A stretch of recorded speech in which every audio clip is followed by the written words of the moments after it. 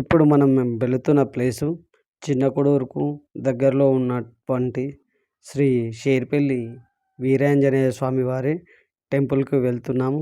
ఇది చిన్న కొడూరు నుండి 3 కిలోమీటర్ల దూరంలో ఉంటుంది. ఇక్కడికి రోడ్డు మార్గం కూడా ఉన్నది. మనం ఈ టెంపుల్ వద్దకు వెళ్ళగానే హోమగుండాలు దర్శనమిస్తాయి. గుడి ముందు చాలా విశాలమైన ప్లేసు ఉంటుంది. ఇక్కడికి చాలా దగ్గర విలేజ్ల నుండి చాలామంది భక్తులు వస్తుంటారు. ఇక్కడ మంగళవారం, శనివారం రోజు ప్రత్యేకమైన పూజలు జరుగుతూ ఉంటాయి. ఇక్కడికి రాగానే గుడి ముందు ఉన్నటువంటి శివపార్వతుల విగ్రహాలు దర్శనమిస్తాయి. ఈ గుడి వద్ద రాగి చెట్టు, జంబి చెట్టు, మేడి చెట్టు, ఈ చెట్లు పవిత్రమైన చెట్లు ఇక్కడ దర్శనమిస్తాయి.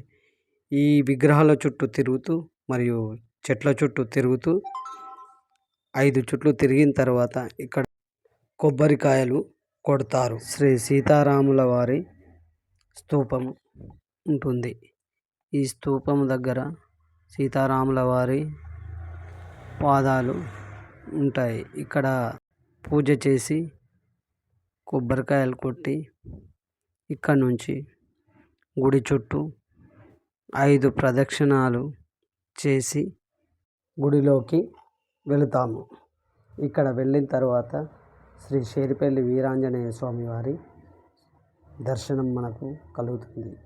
స్వామివారు ఇక్కడ చాలా సంవత్సరాల క్రితం స్వయంభుగా వెలిసి ఉన్నారు. స్వామివారి ముందు లింగం మరియు నంది దర్శనమిస్తాయి.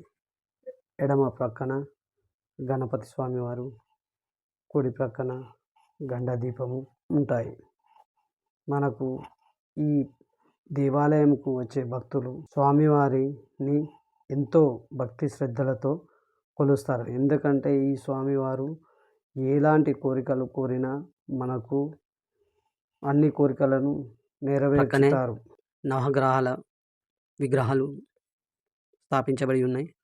ఇక్కడ చాలామంది భక్తులు వచ్చి శనీశ్వరునికి శని పూజలు చేస్తూ ఉంటారు. ఇక్కడ చాలామందికి శనీశ్వరుని వల్ల బాధలు తొలగి మంచిగా ఉంటారు. ప్రక్కనే హోమగుండాలు ఉంటాయి.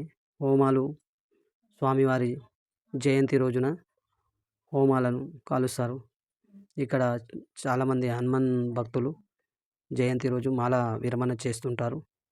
ఈ ప్లేస్లో శ్రావణ మాసంలో ఇక్కడ అన్నదానము, మంగళవారము, శనివారం రోజులలో అన్నదాన కార్యక్రమం జరుగుతుంది. ఇటు కార్యక్రమానికి చాలా విలేజెస్ నుంచి వచ్చి ఈ అన్నదానంలో పాల్గొని వారికి తోచిన విధంగా సహాయం చేస్తూ గుడి అభివృద్ధికి చాలామంది డొనేషన్ ఇస్తూ ఉంటారు. ఇలాంటి అద్భుతమైన విలేజ్ టెంపుల్ను మనం దర్శించుకోవడం అదృష్టంగా భావిస్తున్నాము.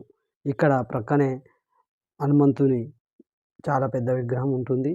ఈ విగ్రహం వద్ద చాలామంది ఫోటోషూట్ దిగుతూ చాలా సందడిగా ఉంటూ ఇంత అద్భుతమైన దేవాలయం మా ఊరిలో ఉండడం చాలా అదృష్టంగా భావిస్తున్నాను.